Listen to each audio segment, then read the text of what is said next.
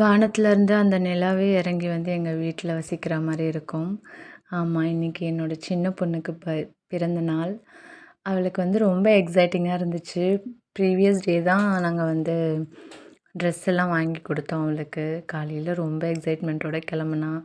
என்ன கிஃப்ட்டு, என்ன ஏதுன்னு அவளுக்கிட்ட எதுவுமே நாங்க இன்ஃபார்ம் பண்ணல. சும்மா காலையில எழுப்பி சாமி கும்பிட்டுட்டு ஸ்கூலுக்கு அனுப்பிச்சி விட்டுட்டோம். அதுக்கப்புறம் சிம்பிளா சாயங்காலம் கேசரி பண்ணி கோயிலுக்கு எடுத்துகிட்டு போய் அர்ச்சனை பண்ணிவிட்டு அங்கே இருக்கிறவங்க எல்லாருக்கும் கொடுத்துட்டோம். அதுக்கப்புறம் ஈவினிங் தான் வந்து ஒரு ட்ரஸ்ட் எங்கள் ஏரியாவில் இருக்குது. அவங்க ஒரு 40 குழந்தைங்க இருக்காங்க. அவங்களுக்கு வந்து நைட்டு வந்து டின்னர் ரெடி பண்ணியிருந்தோம்.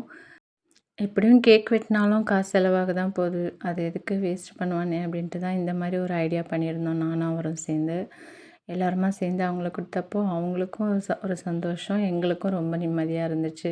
அவளுக்கு என்ன நடக்குதுன்னே தெரியல. வேடிக்கை பார்த்துட்டே இருந்தா. அதுக்கப்புறம் தான் அவளுக்கு எக்ஸ்பிளைன் பண்ணதுக்கப்புறம் அங்கே இருக்க பிள்ளைங்க எல்லாரும் சேர்ந்து அவளுக்கு பர்த்டே விஷ் பண்ணாங்க.